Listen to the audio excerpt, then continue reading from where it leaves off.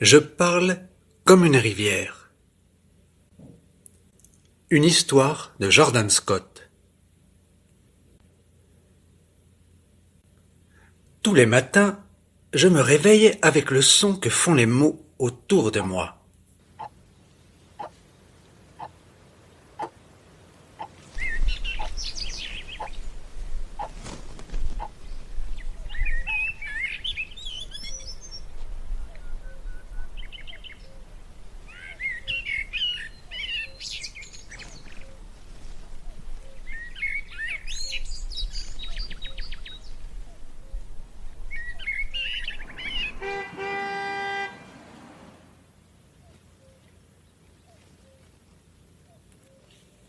P pour le grand pin devant la fenêtre de ma chambre.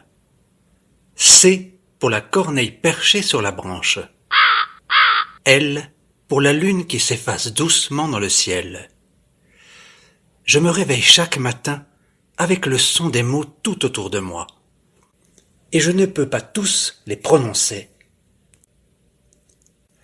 Le P du grand pin enfonce ses racines dans ma bouche et ma langue s'empêtre. Le C est une corneille coincée au fond de ma gorge. Le L de la lune jette un mauvais sort sur mes lèvres et me fait bafouiller. Tous les matins, je me réveille avec ces mots et ces sons prisonniers de ma bouche. Je reste muet comme une carpe. Je mange mon gruau sans rien dire.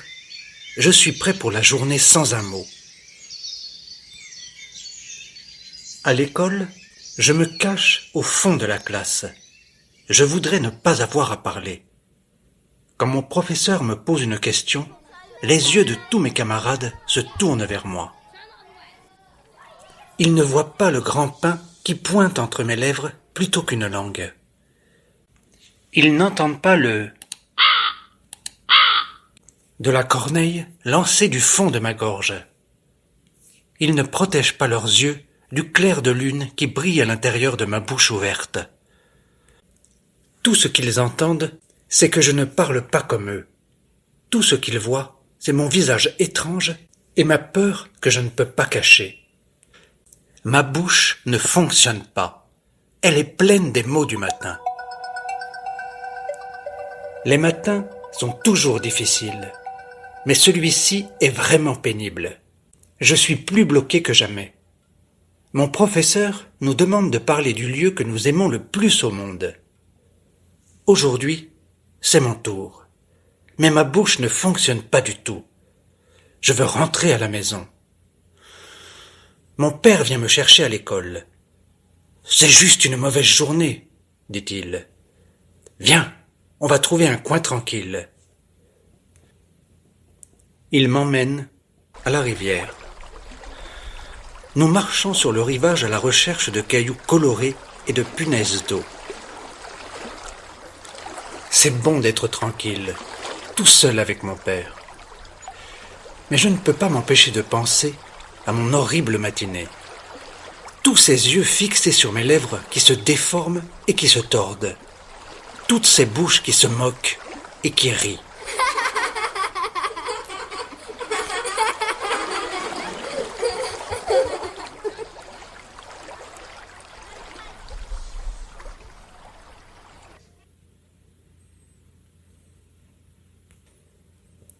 Dans mon ventre, c'est la tempête, et dans mes yeux, une pluie de larmes.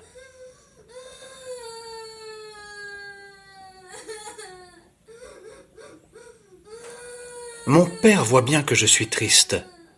Il me serre contre lui. Il pointe la rivière et me dit « Tu vois de quelle façon l'eau bouge ? C'est comme ça que tu parles. » Je regarde l'eau. Frémissante, bouillonnante, agitée et grondante.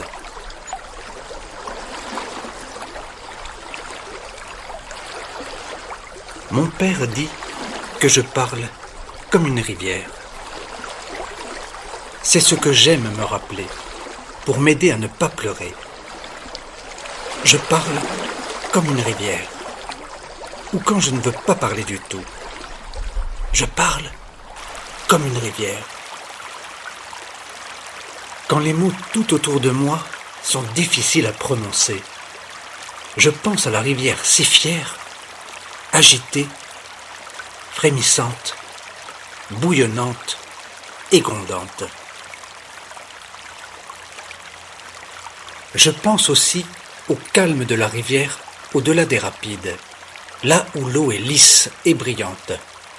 C'est comme ça qu'elle bouge, ma bouche. C'est comme ça que je parle. Même la rivière bégaie, comme moi. Je me réveille le matin avec le son que font les mots tout autour de moi.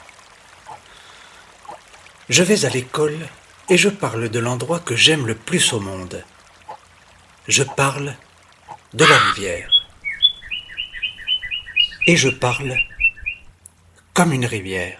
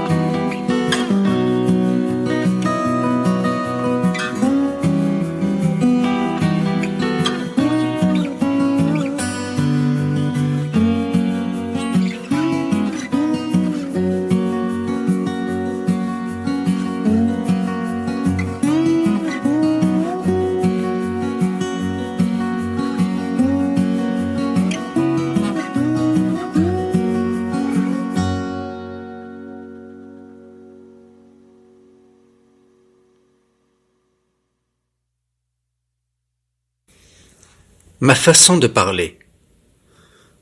Parfois, lorsque j'étais jeune, mon père venait me chercher à l'école lors de mes mauvaises journées, et il m'emmenait à la rivière.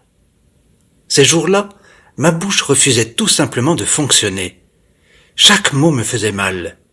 Les rires de mes camarades de classe étaient insupportables. Je voulais juste être tranquille. Le long de la rivière, nous faisions des ricochets avec des pierres plates. Nous guettions le saumon, attrapions des insectes et allions cueillir des mûres. Tout cela sans un mot.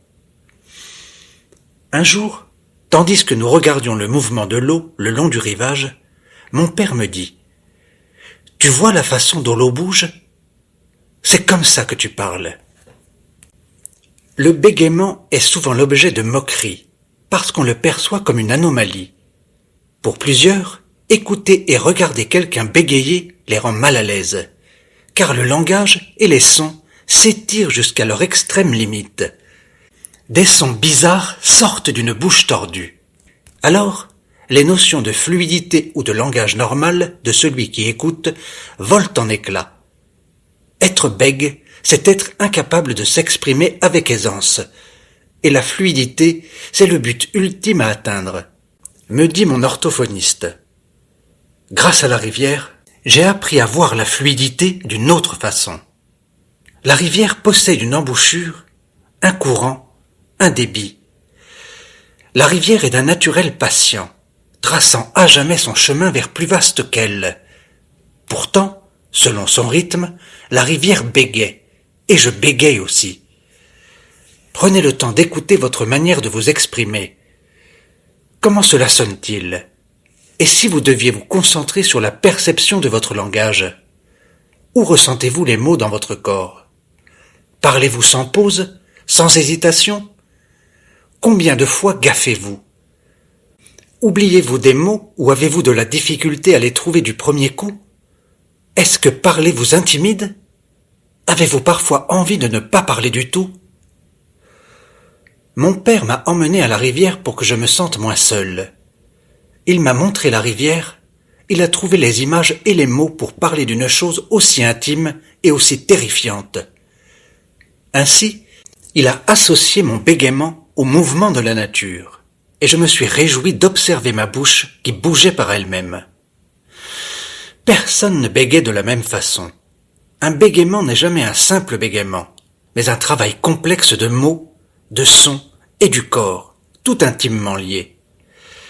Mon bégaiement m'est propre, mais il fait aussi partie de la rencontre d'autres bouches désarticulées tentant de passer à travers leur journée.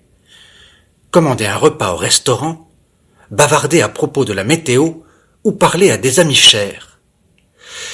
Bégayer me fait me sentir à la fois en lien avec les autres et profondément seul. Bégayer est effroyable et magnifique. Parfois, je voudrais parler sans inquiétude. Parfois, je voudrais parler avec élégance et finesse, avec tous ces mots harmonieux comme je les imagine. Mais ce n'est pas moi. Je parle comme une rivière. Jordan Scott.